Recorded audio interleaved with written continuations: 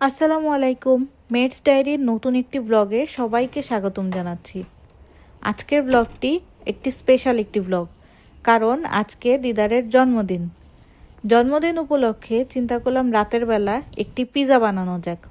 Pizza বানানোর জন্য কিচেনে যে ডো বানাতে গিয়ে দেখি বাসায় তো আটাই নেই।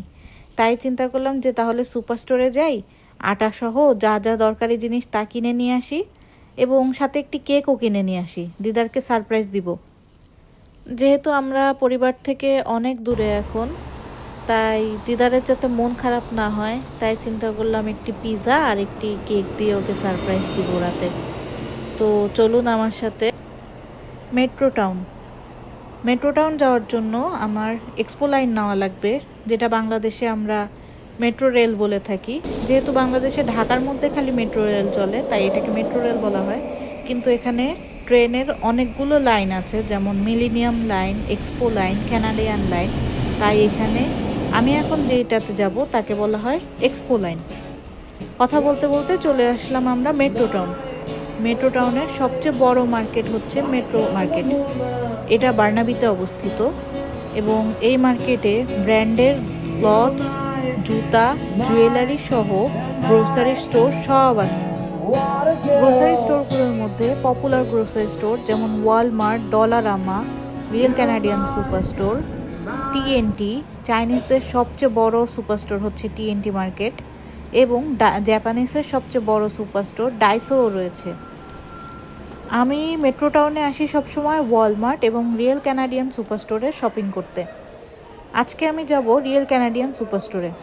যেহেতু আমি এখানে এসেই পড়েছি, চিন্তা করলাম আপনাদেরকে ব্লগের মাধ্যমে শেয়ার করি রিয়েল ক্যানাডিয়ান সুপার স্টোরে কী কী পাওয়া যায়।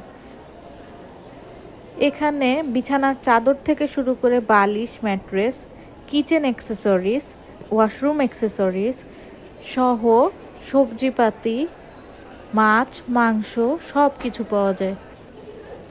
কথা বলতে বলতে চলে এসেছি আমরা রিয়েল ক্যানাডিয়ান সুপার স্টোরের সামনে। এটি অনেক বড় একটি সুপার স্টোর।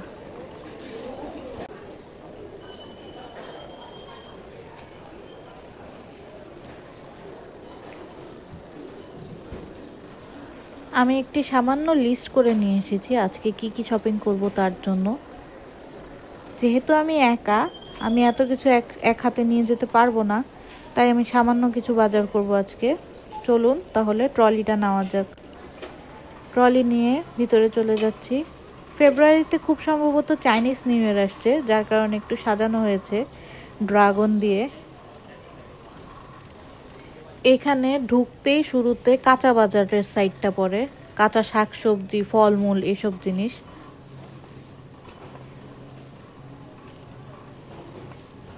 এখানেও সবজি টাটকা রাখার জন্য পানি স্প্রে করা হয় বাংলাদেশের কাঁচা বাজারের মতন। এখানে কি সুন্দর টাটকা পালং শাক পাওয়া যাচ্ছে। আমি এক মুঠো পালং শাক এবং এক মুঠো স্প্রিং অনিয়ন নিয়ে নিয়েছি। এখানে কি সুন্দর ধনেপাতা পাওয়া যাচ্ছে। ধনেপাতার সামনে গেলেই ঘ্রাণ পাওয়া যায় সুন্দর। বাঙালিরা সব খাবারে ধনেপাতা দিতে পছন্দ করে, তাই আমিও এক মুঠো ধনেপাতা নিয়ে নিলাম।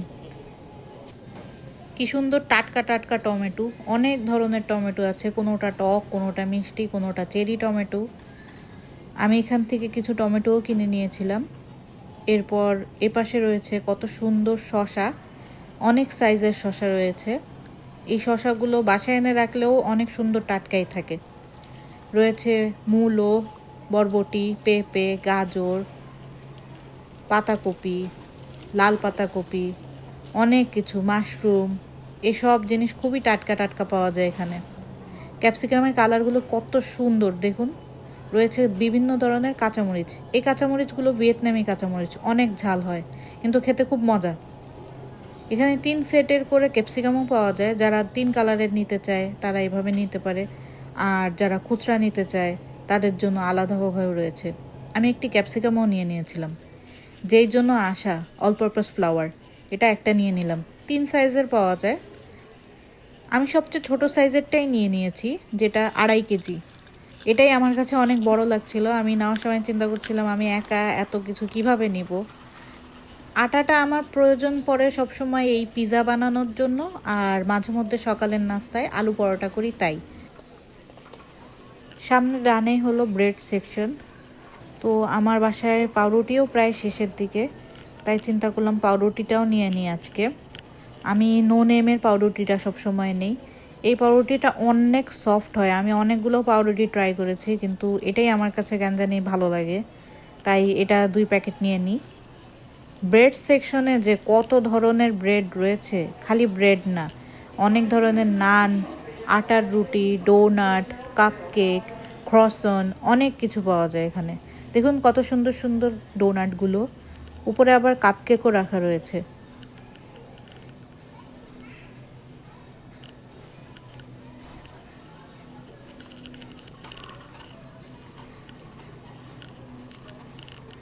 এখানে বাংলাদেশি স্টাইলের বিস্কিট রয়েছে, টোস্ট বিস্কিট অথবা ড্রাই কেক রয়েছে।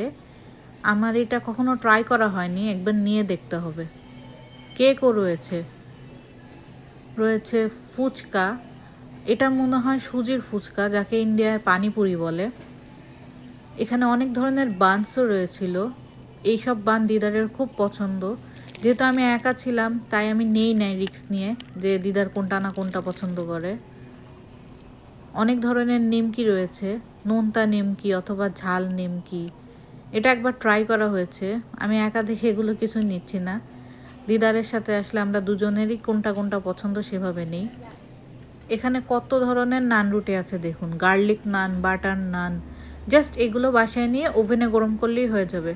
এখানে রয়েছে পিঠা, ধনেপাতার পিঠা, অনিয়ন পিঠা। পিঠা আসলে ডোনার বানানোর জন্য ব্যবহার করা হয়। এই যে দেখুন, চলে এসে পড়েছি আমরা কেকের সাইডে। কত সুন্দর সুন্দর cake, black forest cake, Oreo cake, বড় কেক, ছোট কেক। এখানে অনেক টাইপের কেক আছে, তিরামিসু রয়েছে। আমার কেকগুলো দেখতে এত সুন্দর লাগছিল। দেখুন এটা কত সুন্দর একটি কেক, এই কেকটা দেখে আমার খুব ভালো লাগছে। কিন্তু আমরা যেহেতু 2 জন মানুষ, তাই আমি আর বড় কেক নিচ্ছি না। এই যে পিস করা কেকও রয়েছে, কিন্তু পিস করা কেক দিয়ে তো আর বার্থডে সেলিব্রেট করা যায় না, দিদার কাটবে কিভাবে, তাই। এই কেকটা আসলেই খুবই সুন্দর দেখতে। এই যে ব্ল্যাক ফরেস্ট কেকগুলো, উপরে ছোট ছোট কাপ কেকও রয়েছে। কিন্তু দিদার অনেক দিন ধরেই বলছিল যে ওর রেড ভেলভেট কেকটা এখানে ট্রাই করার ইচ্ছা। যেহেতু আমরা ব্ল্যাক ফরেস্ট কেক এবং ওরিও কেক দুইটাই খেয়েছি, তাই আমি চিন্তা করলাম যে এবার তাহলে রেড ভেলভেট কেকটাই নেওয়া যাক। তো বেশি চিন্তা না করে এটাই আমি নিয়ে নিয়েছি তাড়াতাড়ি করে।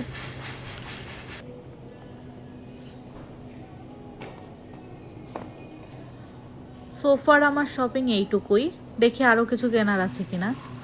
তো এই পাশে হচ্ছে ওয়ার্ল্ড ফুড সেকশন। এটা ফ্রোজেন জিনিসগুলো রয়েছে, জাস্ট বাসায় বেক অথবা তেলে ভাজলেই হয়ে যায়। প্রাণের সমুচা রয়েছে, প্রাণের স্প্রিং অনিয়ন রয়েছে। এইসব জিনিসই ভেজ, কোনো চিকেন অথবা বিফের না। তাছাড়া ইন্ডিয়ান তো অনেক জিনিস রয়েছে যেগুলো অনেক ডিলিশিয়াস দেখতে। তারপরে রয়েছে প্রাণের পরোটা, এটা 30 পিসের পরোটা। তাছাড়া 15 পিসের পরোটাও রয়েছে। ইন্ডিয়ান পরোটার অভাব নেই, ধনেপাতার পরোটা, পেঁয়াজের পরোটা, রসুনের পরোটা। তাছাড়া রয়েছে মিষ্টির আইটেম, গোলাপ জামুন সহ আরও অনেক ধরনের মিষ্টি।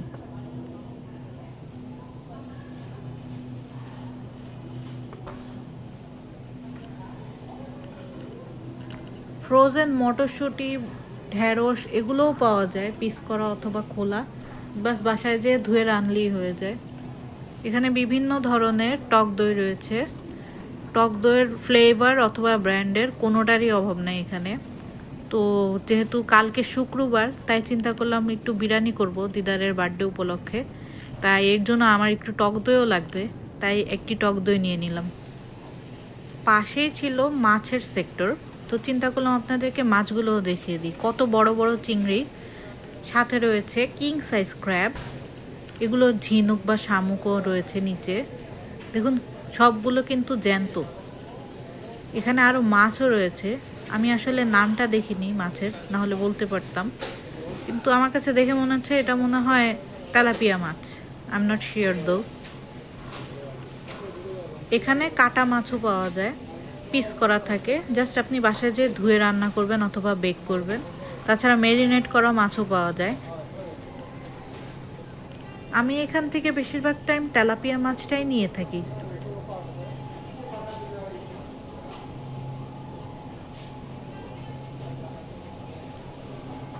এই যে রয়েছে পিস করা সালমন ফিশ, আর এই যে রয়েছে ম্যারিনেট করা সালমন ফিশ।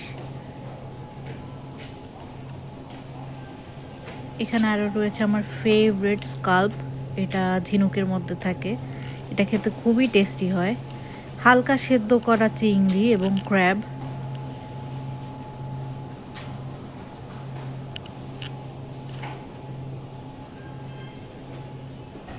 এখানে সব ধরনের মশলাও পাওয়া যায়, যেমন জিরা গুঁড়া বা আস্ত জিরা, মেথি, পেঁয়াজ বেরেস্তা অথবা রসুন বেরেস্তা, এগুলোও পাওয়া যায় এখানে। তাছাড়া গোলমরিচ, তেজপাতা, লবঙ্গ, দারচিনি, এলাচ এগুলোও পাওয়া যায়। এই যে দেখুন, সব প্যাকেট করা রয়েছে এখানে। এখানে রয়েছে পাপরিকা, শুকনো মরিচ, হলুদের গুঁড়ো অথবা আস্ত শুকনো মরিচ, এগুলোও রয়েছে। বাংলাদেশ থেকে যারা নতুন আসবেন তাদের এসব চিন্তা করা লাগবে না যে প্যাকেট করে মশলা কিনে নিয়ে আসতে হবে, কারণ এখানেই সব পাওয়া যায়।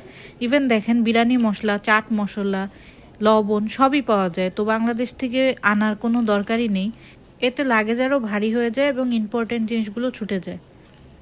এখানে মুগ ডাল, মসুর ডাল, রাজমা, বুটের ডাল, চটপটির ডাল, সব ডাল পাওয়া যায়। দিদারের ইদানিং এই মুগ ডালটা খাওয়া খুবই পছন্দ, তাই আমারটা বাসায় প্রায় শেষের দিকে, তাই আমি এক প্যাকেট এটাও নিয়ে নিলাম।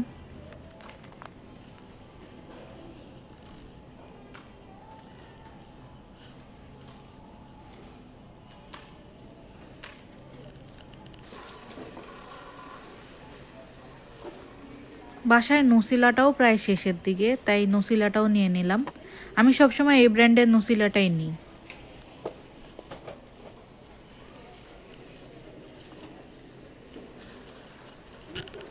এই সুপার স্টোরে পাওয়া যায় না এমন জিনিস খোঁজা খুবই মুশকিল, সবই পাওয়া যায় এখানে। আমার লিস্টে যা আছে তার মধ্যে থেকেই কেনার মাধ্যমে কিছু কিছু জিনিস আপনাদেরকে দেখালাম।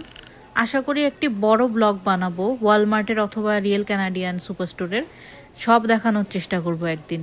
আমার তো বাজার এখানেই শেষ। আমি এসব বাজার ট্রলিতে দেখছিলাম আর চিন্তা করছিলাম আমার এই ছোট ব্যাগটাতে সব ধরবে কিনা।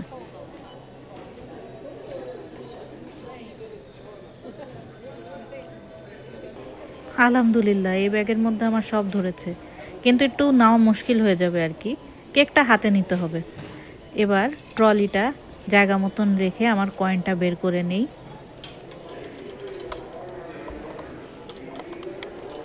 এক হাতে আসলে ভিডিও করে আর এক হাতে এইসব কাজ করা সম্ভব হয় না, তাও আমি চেষ্টা করেছি যতটুকু সম্ভব আপনাদেরকে দেখানো যায়। এখন চলুন বাসায় যাওয়া যাক। আমি মেট্রো টাউনে এসেছি প্রায় 2:30টার দিকে, এখন মনে হয় প্রায় 4:45 বাজে, কারণ 5:50-এর দিকে এখানে মাগরিবের আজান দেয়। আমি বের হয়ে দেখি সন্ধ্যা সন্ধ্যা ভাব। আমার অনেক কাজ রয়েছে বাসায়, নামাজ শেষ করে এই পিৎজা ডোর প্রিপারেশনটা নিয়ে রাখতে হবে। দিদার আসার আগেই সব কিছু করে রাখতে হবে, যেহেতু ওকে আমি সারপ্রাইজ দিব। মেট্রো টাউন যাওয়ার সময় আমি ট্রেনের কোনো ফুটেজই নিতে পারিনি, এত ভিড় ছিল যে আমি দাঁড়িয়ে দাঁড়িয়ে গিয়েছিলাম তখন। কিন্তু আসার সময় এখন অনেকটা ফাঁকা দেখে আমি ফুটেজটা নিয়েছি।